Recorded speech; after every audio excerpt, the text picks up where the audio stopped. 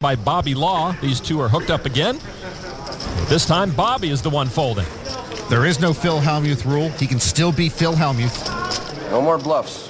All right, guys. One around. Guys, take it easy. I don't know. You're kind of guy might not be around in 2 hours. No, I'll have the goods because I'm going to just check and slow play it. I wouldn't want there to be a Phil Hellmuth rule. All right, let's get back to table 2 where Jerry Yang and Blake Stepp are once again heads up. And once again, Jerry has the best of it pre-flop. Is ace-queen versus the king-queen for Stepp. Flop now is queen, tray, king. That's huge for Stepp. King's up. And that also paired Jerry's queen. Jerry says he takes a cold shower in the morning during tournaments to stimulate him. You know when I take a cold shower, Lon. Again, Norman, too much information. Yang bets 4,000. It does stimulate Jerry to play aggressively with the inferior hand. Stepp with his 2-pair, just with a call. Turn card now is another king, and Stepp earns the check mark with a full house. And Jerry Yang, the defending champ, is reaching for chips, drawing dead. And Jerry in a lot of trouble now with a dwindling chip stack and putting more chips out into a pot he cannot win. 10,000 chip bet from Jerry Yang. Stepp drafted by the Minnesota Timberwolves in 2004. Just with another call, maybe hoping to get more chips out of Jerry on the river. Well, Stepp's got Jerry right in his sights right now. 9 on the river. Stepp already has the check mark with a full boat. Yang first to act, and he slows down just to check. And that is Stepp's cue to bet. And he will indeed. About half the pot, 15,000. Well, Jerry wondering if he was rivered, but he was behind from the flop on. Jerry's dad looking on as his son is at a critical moment here. The champ in a tough spot. He doesn't want to give away this pot, but if he calls here, he'll have virtually no chips left. I call. A big crowd watches as the world champion gives away almost all of his chips. Wow. Not going Jerry Yang's way. Oh, what a turn. Hey, you had him crushed on the flop. Yang's dad watching a very different main event than he witnessed last year. His son down to 2,300 chips. Bad wheel on that one. A big win for Blake Stepp, but a huge misstep for the defending champion. The 2008 World Series of Poker, presented by Milwaukee's Best Light, main event. Welcome back to the Rio and this talent-laden field with a lot of gamble in it. So let's see what Phil Locke's up to. Locke's opponent, Jose Gomez, has laid out a bet, but Locke is not quite sure what to do. I'm going to pay him to see the hand after I fold. How much? Sir, how much would you like? Cash money to see your hand. How much? 15. You got to show for 15. For 15. This is real money. Show him the bluff. Show him the bluff. Nothing? No money? Show him the bluff. He shows him anyway. Wow. Pocket queens for Gomez, wins the hand. Really? At another table, a player who loves to get his chips in the middle is Gus Hansen, but often it's so hard to know what cards he's playing.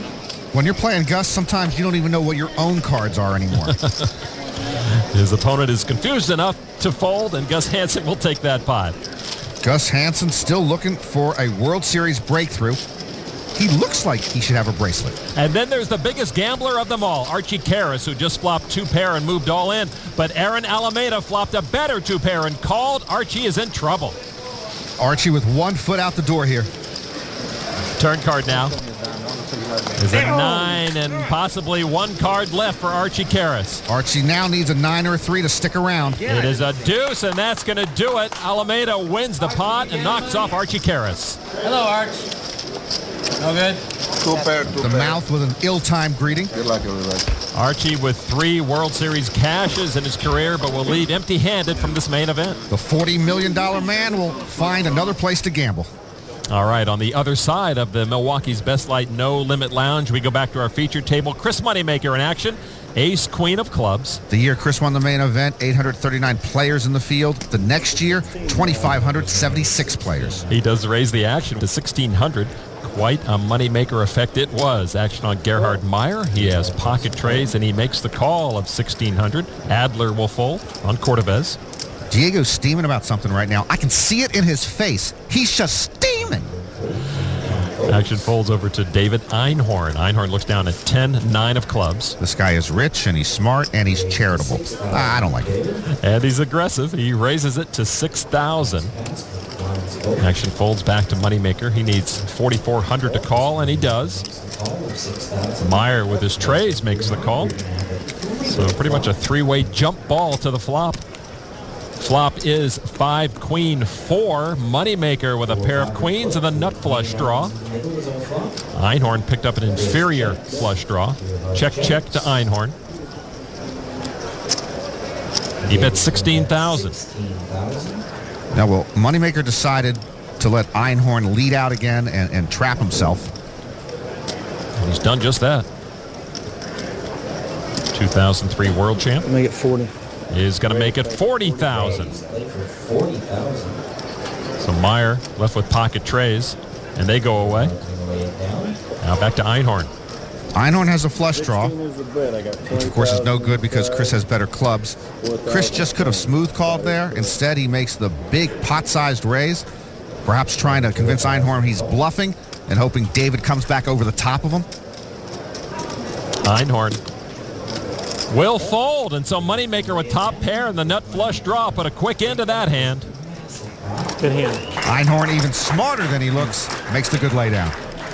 So Chris Moneymaker having a pretty successful main event so far adds to his chip stack. All right, let's get back over to table 2. Taylor Raines raised with ace queen. Action now on a very short stack Jerry Yang. Jerry with ace deuce.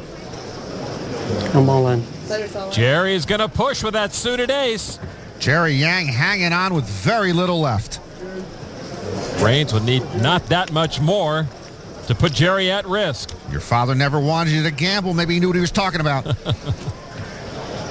Raines, a 32-year-old from San Jose, used to be a software engineer, makes the call, and Jerry Yang at risk and trailing. Total or more? Yes, total. Okay, guys. This is after the champ. We're going to need some serious luck. And the champ may have only one flop, turn and river left in him. Raines with the lead. Whatever happens, yeah. I have fun. Whatever happened, I have fun, guys. Jerry gracious as always. The flop is 6-6-5. The bigger ace for Raines keeps him in the lead. Well, that gives Jerry a shot at a split pot. If two pair hit the board, both would play their ace kicker. Turn card is a club and a club flush draw for Jerry. With a club or deuce, Jerry wins it. Or if a 5 or jack hits, it'll be a split pot with two pair on the board. Otherwise, the champ is done. River's a jack. Chop it. Chop. And chop they will. Guys, chop. Jerry momentarily thought it was over. He's alive. And so is the dream of back-to-back. Can't get rid of you so easily. Hey, you know what? I'm the defending champion here. I'm sure you guys want me to stay a little bit longer, right? Yang's stack is close to the felt, but he's still alive and still defending his title.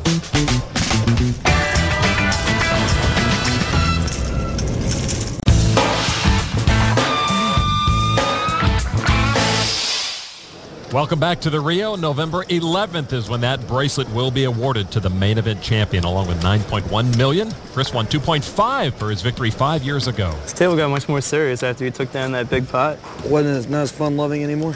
No, doesn't seem like it. I'm still having fun. Oh, I'm having fun. I'm sure David is too.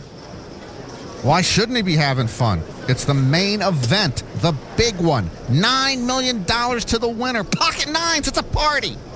Einhorn with those pocket nines. Actually, doesn't look like he's having fun. Limps in for 600.